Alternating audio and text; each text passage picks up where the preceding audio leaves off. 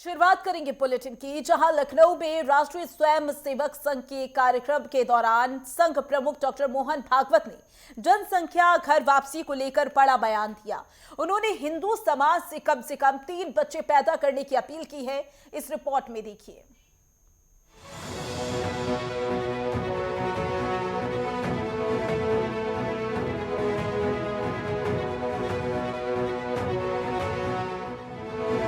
लखनऊ के निराला नगर स्थित सरस्वती शिशु मंदिर में आयोजित सामाजिक सद्भाव बैठक में राष्ट्रीय स्वयंसेवक संघ के चीफ डॉक्टर मोहन भागवत ने शिरकत की। इस दौरान उन्होंने हिंदुओं की घटती जनसंख्या पर चिंता जताते हुए उन्होंने लालच और जबरदस्ती हो रहे धर्मांतरण पर रोक लगाने की बात कही। संघ प्रमुख ने कहा, हिंदू समाज को किसी से खतरा नहीं है, लेकिन सावधान रहना है। हिंदू परिवार कम से कम 3 बच्चे पैदा करे। जहां 3 से कम बच्चे पैदा होते हैं, वो समाज धीरे धीरे समाप्त हो जाता है। घर वापसी का काम तेज होना चाहिए। जो लोग हिंदू धर्म में लौटे, उनका ध्यान भी हमें रखना होगा। संघ प्रमुख के बयान पर मौलाना शाबुद्दीन रिजवी बरेलवी ने कहा, मोहन भागवत के बयान से कोई ऐतराज नहीं। आरएसएस प्रमुख डॉक्टर मोहन भागवत जी ने जो बात कही है कि हर हिंदू को 3 बच्चे पैदा करना चाहिए, मुझे इस पर कोई एतराज नहीं है, कोई आपत्ति नहीं है, और भारत के किसी मुसलमान को भी कोई एतराज नहीं है। जितने बच्चे हमारे हिंदू हजरात पैदा करना चाहें पैदा करें, 3 नहीं, 6 नहीं, 12 पैदा करें। विधायक मनोज पांडे ने भी मोहन भागवत के बयान का समर्थन करते हुए कहा कि परिवार की मजबूती के लिए ये जरूरी है। आज जिस तरीके से परिवार सिकुड़ते चले जा रहे हैं, उसमें कम से कम इतनी आवश्यकता उस परिवार को जरूर होनी चाहिए कि उसके परिवार में इतने सदस्य हों जो आने वाले दिनों में उस परिवार की देखरेख कर सकें। तो मैं समझता हूँ कि ये कोई गलत बात नहीं है। उन्होंने जो कहा है वो ठीक कहा, सोच समझ के कहा। इसके अलावा आरएसएस प्रमुख मोहन भागवत ने यूजीसी के नए कानूनों पर भी टिप्पणी की। मोहन भागवत ने कहा कि यदि कानून गलत है तो बदलने का उपाय भी है। जातियां झगड़े का कारण नहीं बनना चाहिए। जो नीचे गिरे हैं उन्हें झुककर ऊपर उठाना पड़ेगा। सभी अपने हैं, ये भाव मन में होना चाहिए। संघर्ष से नहीं, समन्वय से दुनिया आगे बढ़ती है। एक को दबाकर दूसरे को खड़ा करने का भाव नहीं होना चाहिए। अपने संबोधन में मोहन भागवत ने चेतावनी देते हुए कहा कि अमेरिका और चीन जैसे देशों में बैठे कुछ लोग भारत की सद्भावना के खिलाफ योजनाएं बना रहे हैं। यहाँ उन्होंने अप्रत्यक्ष रूप से अमेरिका और चीन का उल्लेख किया और कहा कि ऐसी विदेशी शक्तियों से सावधान रहने की जरूरत है। फिलहाल मोहन भागवत के इन बयानों ने राजनीतिक और सामाजिक हलकों में नई बहस छेड़ दी।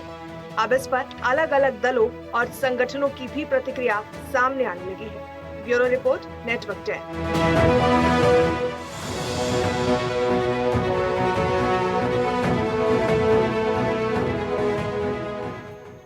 और इसी पर ज्यादा जानकारी के लिए यूपी स्टेट हेड राघवेंद्र हमारे साथ जुड़ गए हैं ज्यादा जानकारी के साथ। राघवेंद्र, जो बयान आरएसएस प्रमुख मोहन भागवत ने दिया है कि कम से कम 3 बच्चे जरूर पैदा करें, क्या ये 2024 के बाद जो जनसंख्या संतुलन में बदलाव हुआ है उसको लेकर एक राजनीति रणनीति का हिस्सा है? बिल्कुल माधुरी, इस तरह के बयान हालांकि भारतीय जनता पार्टी के नेताओं की तरफ से या स्वयंसेवक संघ के बड़े पदाधिकारियों की तरफ से आते रहे, लेकिन मोहन भागवत का ये बयान कहीं ना कहीं जो एक जनसंख्या का संतुलन है वो जो गड़बड़ हो रहा है। जिस तरह से अगर माइनॉरिटीज की बात कर लें तो उनके जनसंख्या अनुपात में जिस तरह की लगातार बढ़ोतरी 1990 के बाद से देखी गई है, 1947 के बाद से जब जनगणना शुरू हुई उसके बाद लगातार जिस तरह से प्रतिशत बढ़ा है उनके जनसंख्या का, और खास करके हिंदू आबादी की बात करें, सवर्णों की बात कर लें तो उनकी जनसंख्या आबादी जिस तरह से कम हुई है। हर व्यक्ति जो भी पढ़ा लिखा इसमें व्यक्ति रहा, ज़्यादातर 1 बच्चे 2 बच्चे की संकल्पना में जीने लगा। इस तरह से जनसंख्या का जो एक असंतुलन पैदा हुआ, और जिस तरह से माइनॉरिटीज़ के नेताओं की तरफ से भी बयान आते थे कि हमारी इतनी जनसंख्या, इतनी हिस्सेदारी होनी चाहिए, या ये कहा जाए कि विपक्षी खेमा जो है वो भी जो बार बार अपनी वकालत करता है, जिसकी जितनी जनसंख्या उतनी हिस्सेदारी, वही जो बार बार डिमांड होती है, उसको लेकर भी मोहन भागवत का ये बयान काफ़ी हद तक इस बात के लिए मजबूर करता है कि हर व्यक्ति को सोचना पड़ेगा कि अगर सत्ता में बने रहना है या आपको अपने विचारों को आगे बढ़ाना है तो जो जनसंख्या का संतुलन है वो भी समानुपातिक क्रम में होना चाहिए। और उसी कड़ी में लखनऊ में जिस तरह से मोहन भागवत ने ये बयान दिया है उसको लेकर राजनीतिक गलियारे में भी चर्चा शुरू हो गई है, क्योंकि बार बार ऐसी बातें सामने आती थी कि आखिर हिंदुओं को 2 बच्चे 3 बच्चे पैदा करने में क्या परहेज है या क्यों नहीं जनसंख्या बढ़ाई जाए। हालांकि महंगी शिक्षा, महंगी स्वास्थ्य सुविधाएं और जिस तरह से लगातार बढ़ती हुई महंगाई का दौर है उसमें जो मध्यम वर्गीय परिवार है उसके लिए 3 बच्चे 4 बच्चे पैदा करके लालन पालन करना इतना आसान नहीं है। तो इन बिंदुओं पे भी सोचना होगा। अगर राजनीतिक दृष्टिकोण से देखें तो जनसंख्या का संतुलन होना चाहिए। अगर जनसंख्या का संतुलन नहीं होता है तो कहीं ना कहीं से जो विरोधी ताकतें हैं जो अपने आप को अलग मानती हैं और बार बार उनकी जनसंख्या जिस तरह से बढ़ रही है उसको लेकर ही ये इंडिकेशन, ये संकेत मोहन भागवत द्वारा दिया गया है कि आप अपनी जनसंख्या बढ़ाइए। इसके पहले भी पूर्व समय में भी देखा गया है, हम चाहे उमा भारती की बात कर लें या फिर कई ऐसे हिंदुत्ववादी नेता हैं जिनके बयान इस तरह के आते रहते हैं कि हिंदुओं को 2 बच्चे 3 बच्चे 4 बच्चे पैदा करने चाहिए। लेकिन सरकारों को या इस तरह के बड़े संगठनों को इस पर भी विचार करना होगा कि केवल 3 बच्चे 4 बच्चे पैदा कर देने से काम नहीं चलेगा। उनका सही उचित लालन पालन कैसे होगा, उनको गुणवत्तापरक शिक्षा कैसे मिलेगी, उनको भोजन खाद्य की गारंटी कौन लेगा, उनके लिए जो स्वास्थ्य सुविधाएं होंगी, बेहतरीन स्वास्थ्य सुविधाएं कैसे सस्ते दरों पे मिलेंगी, इसको पे विचार करना चाहिए। क्योंकि जब तक हम एक सम्मानजनक जीवन नहीं जी सकते हैं, स्वास्थ्य वर्धक जीवन नहीं जी सकते हैं, तब तक पैदा हो जाना ही बहुत बड़ी समझदारी नहीं है। या ये कहिए कि जनसंख्या केवल बढ़ाते रहना। जब बिल्कुल जनसंख्या राघवेंद्र, यहाँ पर मोहन भागवत ने कुछ शब्द कहे हैं कि कोई खतरा नहीं है फिर भी सावधान रहना बेहद ज्यादा जरूरी है। इन शब्दों के जरिए उन्होंने किस तरीके से संदेश देने की कोशिश की है?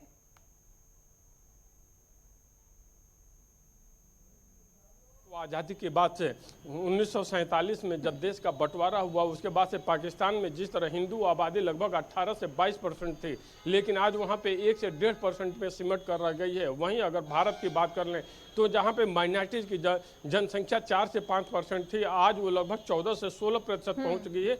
तो ये जो एक खतरा बार बार होता है या माइनॉरिटीज़ के नेताओं की तरफ से जिस तरह से अपनी जनसंख्या को लेकर बयान आते हैं कि अब हम उस स्थिति में पहुँचने वाले हैं कि सरकार हम ही बनाएंगे, सरकार में हम ही रहेंगे, तो ये जब नीतियां प्रभावित होती हैं, इस तरह के विचार प्रभावित होती हैं, तो मोहन भागवत जैसे नेताओं को भी कहीं ना कहीं हिंदुओं को चेताना पड़ता है कि आप जो जनसंख्या का असंतुलन पैदा हो रहा है इस पर ध्यान दीजिए और हिंदुओं को भी अपनी आबादी बढ़ानी चाहिए। उनका सीधा फंडा केवल यही है कि हिंदुओं की आबादी बढ़ाने से ये है कि खतरा तो कोई नहीं है, लेकिन आपके जनसंख्या का संतुलन अनुपात ऐसा होना चाहिए कि सरकार में आप कैसे रहेंगे, संसाधनों में आप कैसे रहेंगे, सुविधाओं में आप कैसे रहेंगे, अपने को मजबूत कैसे करेंगे, इस पे आपको विचार करना होगा। और इसके लिए जरूरी हो जाता है कि जो जनसंख्या का असंतुलन है वो न पैदा हो, एक संतुलित अनुपात में जनसंख्या दिखाई दे।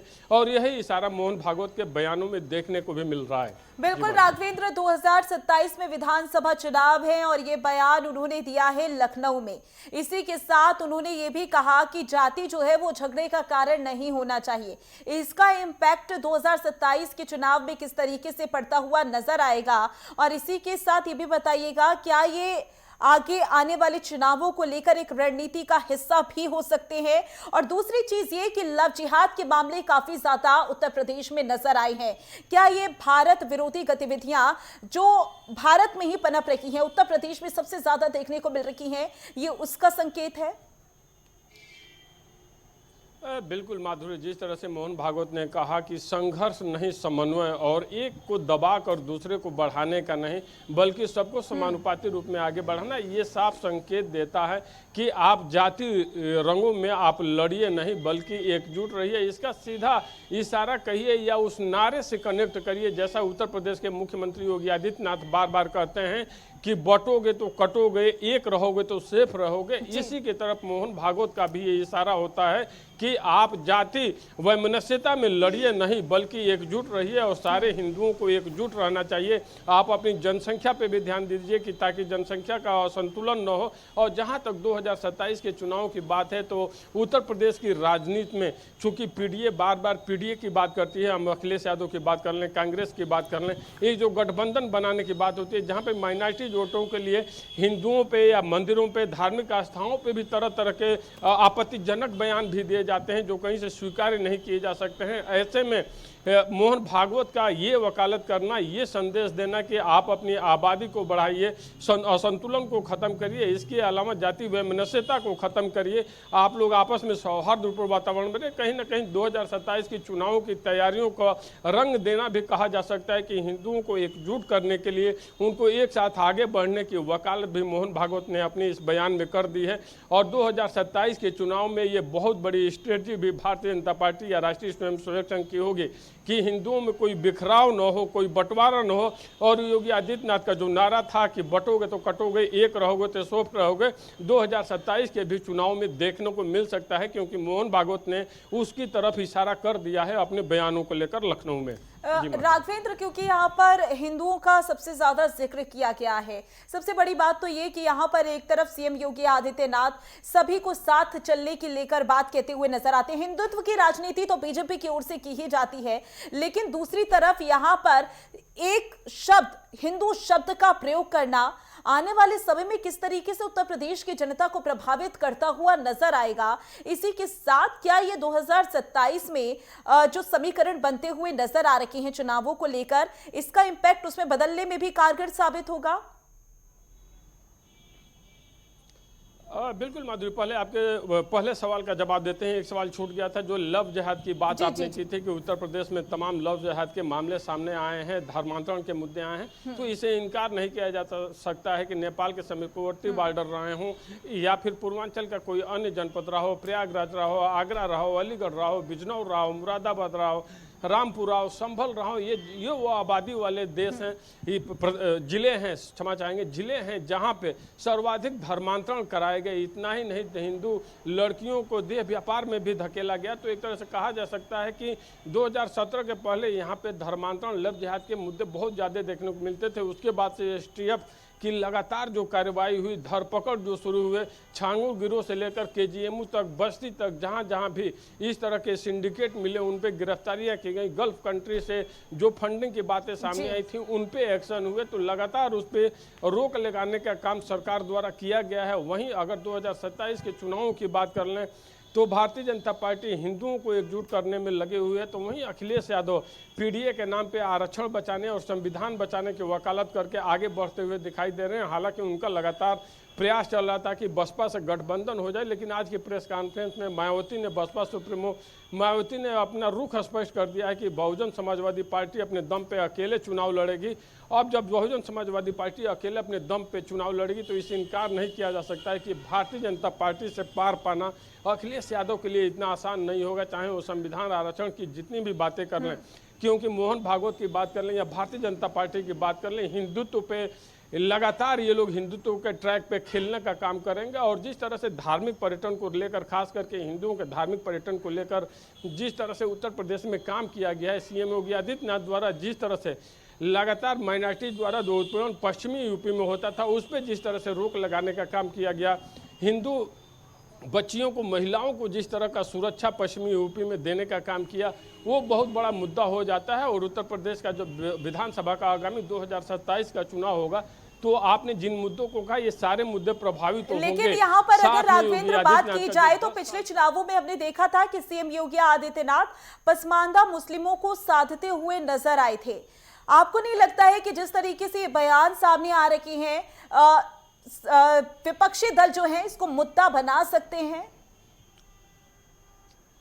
बिल्कुल माधुरी, पसमानदा समाज की बात हो या उसी में जुलाहा या अन्य जो माइनॉरिटीज़ में कास्ट हैं, अलग अलग जो जातियां बटी, जैसे हिंदुओं में अलग अलग जातियां हैं कि ये लोहार हैं, ये कुर्मी हैं, ये पटेल हैं, ये वर्मा हैं, अलग अलग विभिन्न जो अलग कास्ट बटी हुई है, उसी तरह मुसलमानों में भी इस तरह की जातियां बटी हुई हैं। और ये वो जातियां हैं जो संसाधनों से अलग थीं। कहीं ना कहीं जो मुस्लिम थे, या ये कहिए कि जो वहाँ पे जो अलग अलग एक धार्मिक परंपरा उनमें चलती थी, वो उनको अपने कैटेगरी में नहीं मानते थे।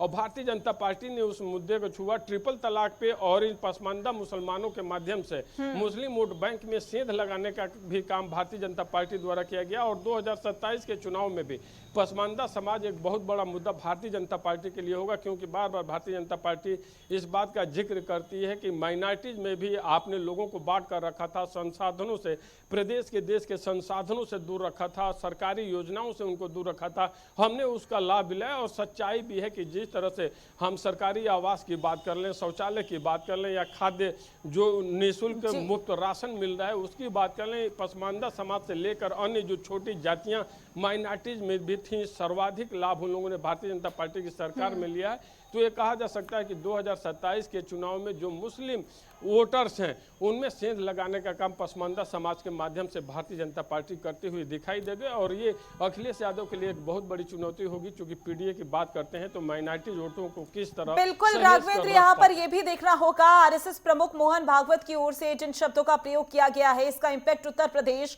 और पूरे देश में किस तरीके से पड़ता हुआ नजर आएगा। ज्यादा जानकारी के लिए बहुत बहुत शुक्रिया।